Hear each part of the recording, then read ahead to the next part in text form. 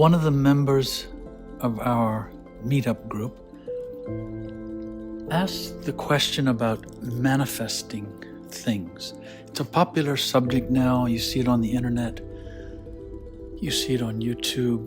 This idea, you can manifest your future. You can manifest something you want, such as a better job or more money, a nicer relationship, a home, a better car.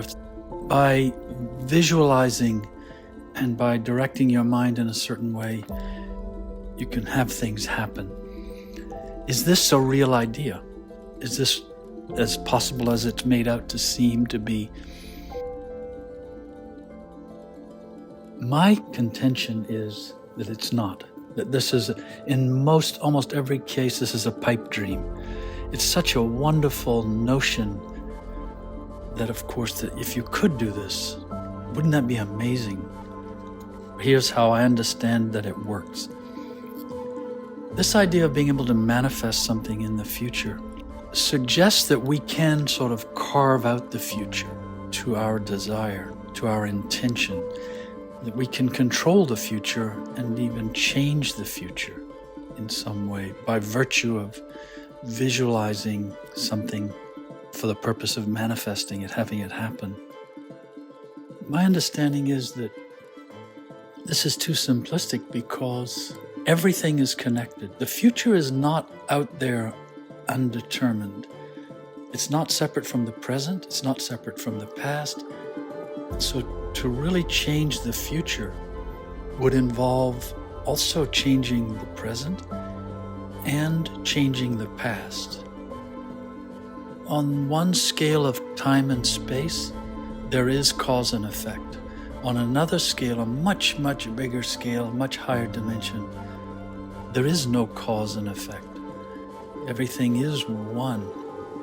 But from the point of view of this idea of manifesting, there is cause and there is effect. There is a past, there is a future. They are connected. You can't think in terms of adjusting one all by itself. It's just too big for that. There's too many laws at work in this regard.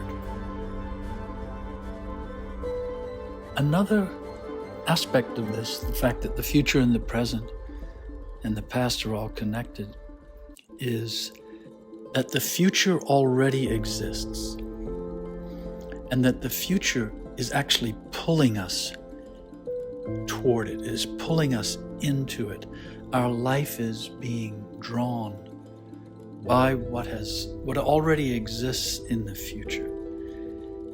And so it may be that a person thinks they have a desire for something and they are trying to manifest it, when in fact it already exists in their future.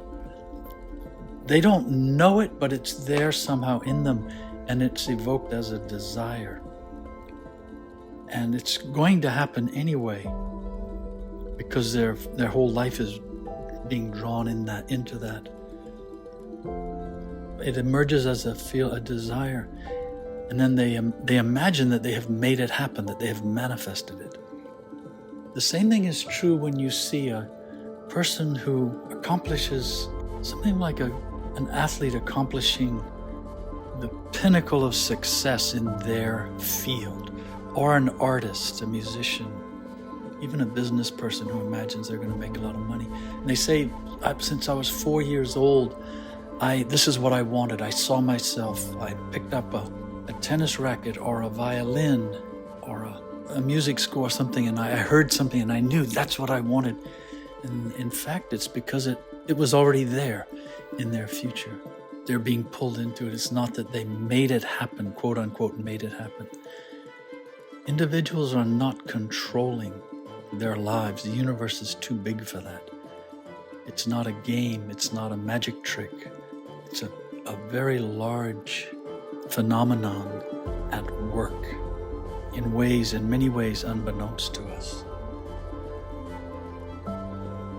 Another way to look at all of this is that the mind, meaning thought, and even visualization as a kind of thought, cannot bring things into existence, into manifestation, because thought itself isn't real. Thought is phantom material. It's not real. It's mental vapor. Thought, which is not real, cannot bring into existence something that is real. And of course, the idea of this feeling of I, of me behind thought. I am going to make something. I'm going to manifest something. I'm going to visualize, and I am going to carve it out of my future or into my future. This feeling of I is also imaginary. It's a sense of self that has been developed over time and become a psychological habit. Even this sense of self is not real. It's a mental phantom, a hologram. It's who we imagine ourselves to be. And to manifest something in reality cannot happen from a place of unreality, from an imaginary sense of identity, through a mental form of thought, which has in itself no substance in reality.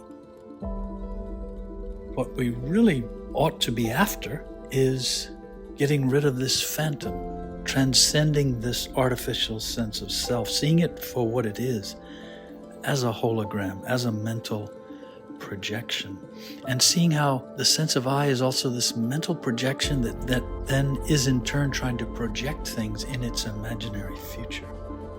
It's all backwards, it's all imaginary. And what we really want, and what is really possible, is for this pure being that is behind our awareness, this pure being of conscious awareness.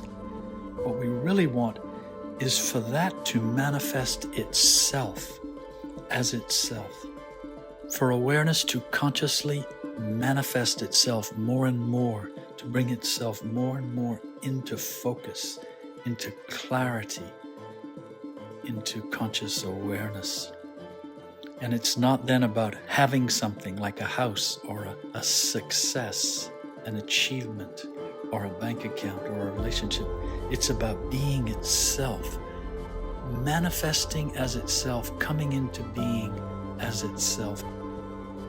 In some parlance, this means the unmanifest manifesting itself as itself. The words sound twisted, but this is actually more real. In fact, it's the only thing that's real. And it is possible, but it requires an understanding of transcending this false feeling, this imaginary feeling, this mentally projected feeling of I, which then projects thoughts and imagines that those thoughts can create something that it wants to have or wants to achieve. There is no need to manifest anything else. We don't need to manifest things or experiences or achievements, partly because none of them, even if we could, they would have nothing to do with this pure being of awareness at this pure conscious awareness at the source of our being would have nothing to do with that, because everything else is temporary, everything else is impermanent. And if you carefully examine this concept of manifesting things into your life, into your future, you'll discover that it involves a kind of forcing something to happen. You're urging something, intending something, forcing something. You're pushing against something to make something else happen, or you're pushing something into something else, as opposed to yielding to this vastness of a universe and simply seeing things as they are, seeing your life as it is. And it's only from there really that we can change something, or that something can change of its own accord without us manifesting it. That trying to manifest something is a push, a kind of effort, and even a kind of mental struggle. And this runs contrary to the nature of conscious awareness, which does not push or force or insist. It simply sees, simply casts its light on what is. And in the case of our lives, it's simply casting light on the truth, the reality of our life, as it is and as it is unfolding of its own accord.